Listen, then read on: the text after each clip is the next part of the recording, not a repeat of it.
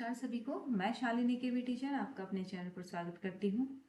ये जो बुक है ये केसी श्रीवास्तव की बुक है। ये हम सीरीज चला रहे हैं यूपी में जो जीआईसी में पीजीटी और टीजीटी की वैकेंसी आई है, तो उसमें जो मेंस पेपर है आपका वो डिस्क्रिप्टिव आएगा। तो उसके लिए आपको अपने विषय की समझ होना बहुत ज़्यादा ज़रूरी है। तो वो एक अच्छी बुक से ही हो सकती है। एक बेस्ट बुक है आपके प्राचीन भारत के लिए, केसी श्रीवास्तव, उससे स्टार्ट कर रहे हैं। सेकेंड चैप्टर है आपका पाषाणकालीन संस्कृतियाँ। 2 वीडियो अपलोड हो चुकी है और ये तीसरी वीडियो है, देखिएगा।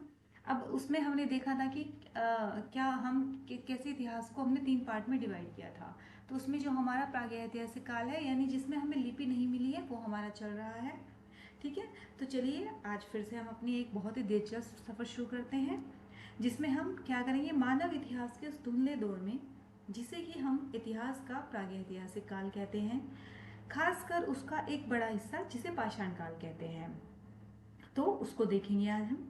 हमारे पास इसके लिए बहुत सारे अकादमिक लेख और नोट्स हैं जो हमें बताते हैं कि कैसे पुरातत्वविदों ने इतने लंबे लाखों साल के समय को समझने की कोशिश की है और उसे अलग अलग हिस्सों में कैसे बांटा गया है। ठीक है, क्या कभी आपने सोचा है कि इतने लंबे बिना लिखे इतिहास वाले समय को कौन समझ सकता है, कैसे समझ सकता है? ठीक है, तो देखिएगा, एक ऐसे समय को जिसका हमारे पास कोई एविडेंस नहीं है, बस या तो हमारे पास में बर्तन है या फिर आपके टूटी फूटी इमारतें हैं, किसी के अवशेष मिले हैं, चाहे वो जानवर के चाहे वो व्यक्ति के। तो इन सब को पढ़ने के लिए, जानने के लिए एक ढांचा तो चाहिए, एक शब्दावली तो चाहिए हमें। तो चलिए आज इसी गुत्थी को सुलझाते हैं, परत दर पर समझते हैं कि ये वर्गीकरण, ये नामकरण आखिरकार शुरू कैसे हुआ। किसी भी, अब देखिएगा क्या होता है हमारा, किसी भी ज्ञान की शाखा को अगर आप व्यवस्थित ढंग से समझना चाहते हैं, मतलब कोई भी आपको कोई भी बात अगर वो बहुत अच्छे से समझनी है, तो उसकी अपनी एक भाषा या फिर एक शब्दावली बनानी ही पड़ती है। ठीक है, तो ऐसे ही एक शब्दावली यहाँ पर भी बनाई गई है प्रागैतिहासिक काल के लिए। इसे इसे देखिएगा, इसे क्या हुआ है कि इसे समझने की जो शुरुआत की थी ना इस काल को समझने के लिए, वो यूरोप से शुरुआत हुई थी। और यूरोप में भी 1776 में आपके डेनमार्क के थे पी.एफ. शो। ठीक है, तो इन्होंने क्या किया था, इन्होंने प्रागैतिहासिक काल को समझने की कोशिश की।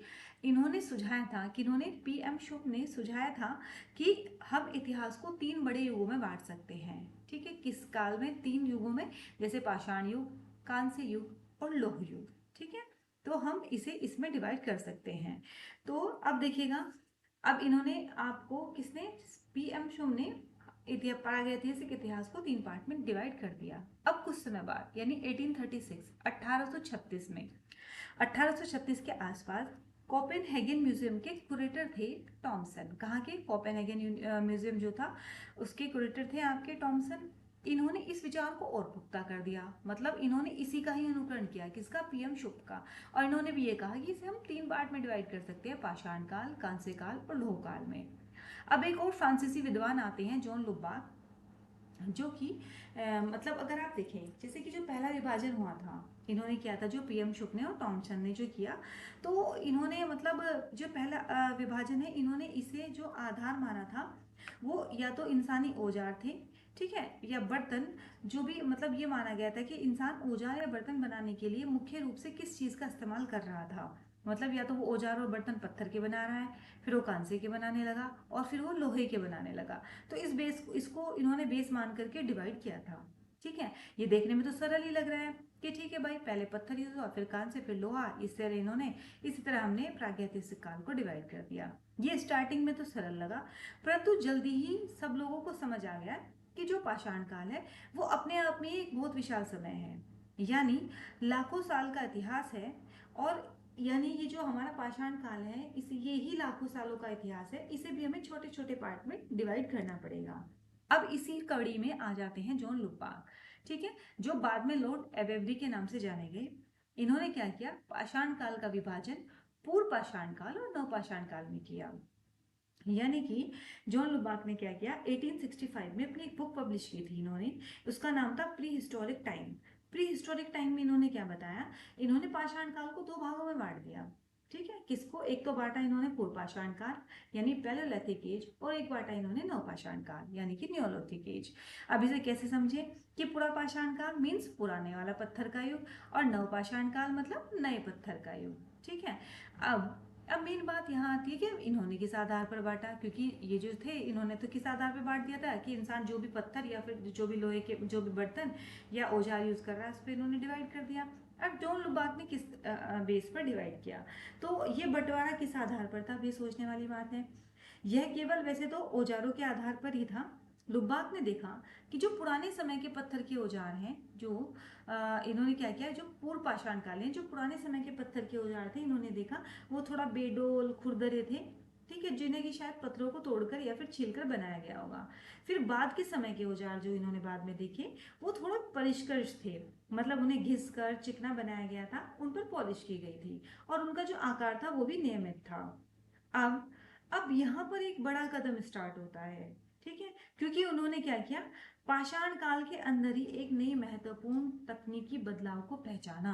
यानी उन्होंने पाषाण काल में ही देख लिया कि जो पत्थर के औजार है उनको भी अलग अलग तरीके से बनाया गया है, यानी कहीं पे खुरदरे हैं, बेडोल है, कहीं पर चमकदार है, पॉलिशदार है और व्यवस्थित है। ठीक है, तो इन्होंने, जैसे ही मैंने आपको पहले भी बताया था कि जो पूर्व पाषाण काल है यानी जो पैलेयोलिथिक एज है वो खुद ही बहुत ज़्यादा लंबा है और इसे अभी भी समझने की ज़रूरत है।